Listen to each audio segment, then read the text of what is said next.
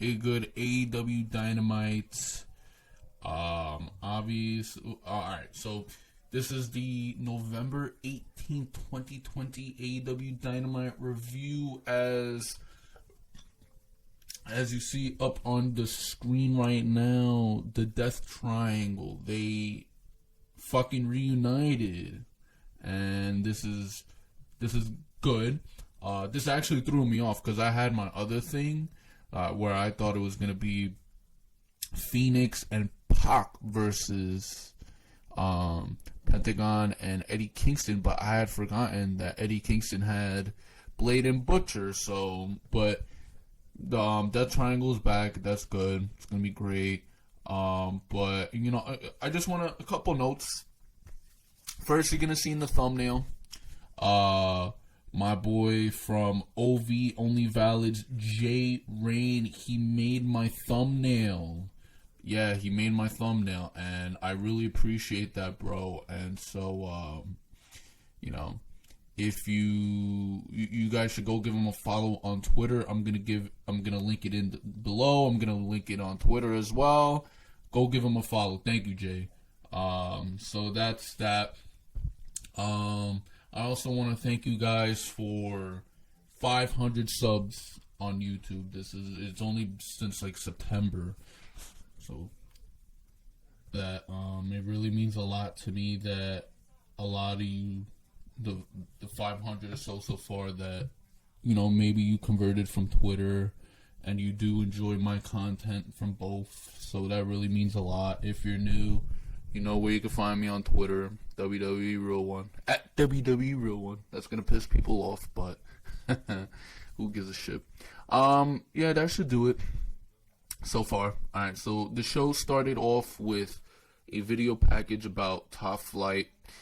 This is a team that's been showing up on AEW Dark, and they've been pretty good. And so they showed a video package, and so essentially you knew as an AEW fan that Young Bucks, they were going to put over Top Guy. Young Bucks could have squashed Top Guy, wow. Top Flight. They were gonna put them over. They could have squashed Top Flight, but they didn't, and it was a good match. And so the show started off with that match, and eventually Young Bucks won. It was a great match. Top Flight looked really good, and towards the end, you had TH2 and Helico and Jack Evans. They beat up Top Flight after the match, so maybe we get more TH2 on Dynamite. If you like Angelico and Jack Evans, I believe primarily more from Lucha Underground, then this is good news for you.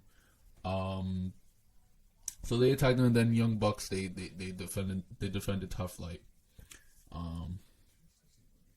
So then you had Moxley. He had a promo. He cut a promo. I don't know. It was like a vignette type promo, and essentially, he was hyping up the match, this and that. And then the big news, as you're gonna see in the title, hopefully if it fits, Jon Moxley said, I have something along the lines that I have a pregnant wife at home. So Renee Young from WWE, Renee, I think her name is like Paquete on Twitter right now. Jon Moxley, and congratulations to John. Oh yeah, that's what I was probably gonna say from the beginning. Congratulations to Jon Moxley and Renee. They're going to have a child. So, that was that. This was before the contract signing. Then you had Kip Sabian versus Orange Cassidy. Miro on commentary, and obviously Orange Cassidy won. Obviously, this isn't a big deal. Orange Cassidy is better. You care more about Orange Cassidy.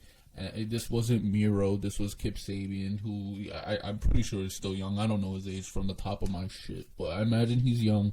He still has time to go. This isn't Miro. So, and then after the match, Miro did like a clothesline to Orange Cassidy, like a drive-by, and then Best Friends, they came in and they did helped Orange Cassidy. So that was that. So you know, it is what it is. And it's good to see him. Oh shit! Now is the Kenny Omega, Jon Moxley contract signing. Now you had Kenny Omega making his entrance with the cleaner girls with the brooms. They made their entrance, and Kenny Omega was looking more like New Japan Pro Wrestling heel cleaner Kenny Omega. So they were about to sign a contract then. You know, Jon Moxley's entrance was, you know, it was doing his entrance, and he didn't come out. So it was like, oh, well, we're getting word. Tony Schiavone, we're getting word. And Jon Moxley was beaten up backstage, bloody nose. Now people are saying, A, this could be Lance Archer. B, this could be Kenta from New Japan Pro Wrestling. They could do a deal, and they could be doing stuff. Or C, and this is more likely the outcome, Kenny Omega. Now, I'd be open for a Kenta, Jon Moxley, New Japan Pro Wrestling partnership. That would be great. But most likely and probably should happen outcome is that this is Kenny Omega. People are not expecting this to be Kenny Omega, really. Like, I don't know, like, if you didn't know wrestling was real or whatever, you'd think like, oh, you know, Kenny Omega's a babyface still or whatever. So it's not Kenny Omega. And so maybe this is kind of like a swerve, like, oh yeah, you were finally getting slowly turning heel Kenny Omega. You know what I mean? So he signed the contract and whatever, but I don't know why, you know, so Jon Moxley, so probably Kenny Omega beat up Jon Moxley backstage. That's probably what it was. You had a Inner Circle took their they took it to Vegas, Las Vegas. This was pre-filmed, and this was I think they had 2 or 3 segments, probably 2. And they took to Las Vegas, and this was filmed like, if you watch the movies The Hangover, this was essentially that. It was funny. You know, Chris Jericho and MJF were trying to one-up each other with the alcohol. At one point, Chris Jericho was saying, you know what, 100% proof, Everclear. And it was just, you know, it was funny. Then you had Conan from, you know, I think he's still with Impact Wrestling. If you know, he was from WCW. Conan, and if you watch recently, he was with Santana and Ortiz in Impact Wrestling. Then they made the switch, so he made his AEW debut in Las Vegas. This is good to see. I love the partnership. I love it, you know, with Impact Wrestling, because then Hornswoggle made his AEW debut. Well, no, he didn't make his AEW debut. He was on before, I'm pretty sure. But he showed up again. He was in the segment as a baby or whatever. Fuck, it was pretty. It was pretty funny. But you know, this they did where the next night they were all hungover. Ortiz was all active and shit, and everyone was all pretty much drunk. As Sammy Guevara wrote on MJF's face, calling him soft, this and that. It was pretty funny, man. It was pretty funny stuff. I'm happy for this shit. Then you had Eddie Kingston. He was on commentary for the Pac, the Blade match. Pac is back, his first match. And pretty much just had it ended how you expected. Pac won. And then he was gonna cut a promo. Then Eddie Kingston and the Butcher and Blade, they beat him up. Eddie Kingston got involved. And then Phoenix came down, and then Penta. You were like, oh shit, where the fuck is Penta gonna lie? Pentagon Jr. He then he got involved, and he was about to. It looked like he was gonna beat the shit out of Phoenix, I believe. And then, as I suspected. He then turned on Eddie Kingston and Butcher Blade. So, you know, as you see right here, obviously, again, like I said, they're back. So that's good to see. The Death Triangle. Love it. Love this stuff.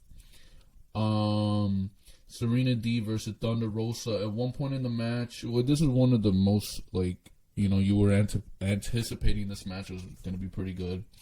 But at one point, Reba, whatever the fuck you want to call her, and Britt Baker got involved.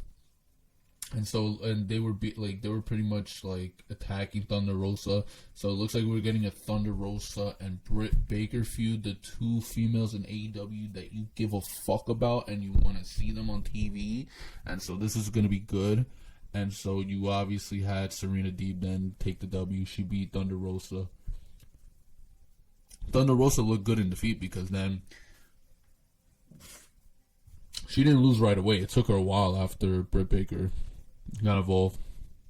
She took the W. Then there's like a video package with John Silver and Anna Jay. I think you're getting Anna Jay versus you're getting like Sheeta versus like Anna Jay or some shit like next week. Then you had Team Taz. They make their entrance, and we're getting ready for Cody Rhodes and Darby Allin versus Team Taz and Brian Cage. And I can essentially leave my phone at that because I pretty much know the rest. Brian Cage did a nice drill claw to Darby Allin, and he picked up the win. This is good because Team Taz needed the W. Maybe we're going to see Brian Cage versus Darby Allin for the TNT title. It could be a great match. And so, unfortunately, Darby did take the W, but it led to something good. Pretty unexpected. So, Team Taz won. And then they were like beating each other up and this and that. And Will Hobbs came. And obviously you're like, oh, he was fending them off. And it did look like that. But Will Hobbs had a chair. And I think he hit Cody or Darby, whichever the one of the two. And this signified that he turned heel and he joined Team Taz. So Will Hobbs, he joined Team Taz. And it'll be interesting to see who's the third man to join Darby and Cody. I'm not even going to speculate. It is going to be good stuff, but Will Hobbs has a great future, man. He has a great future, and putting him with a great talent with a great manager, this is going to be good. He needs a manager. I haven't really seen him on the mic, or I think he needs a manager, and especially a Taz. So this is going to be good, and he's getting that role. So there you go, guys. I hope you guys enjoyed this video. If you enjoyed what you saw, please leave a thumbs up, subscribe if you're new, and I'll see you guys next time.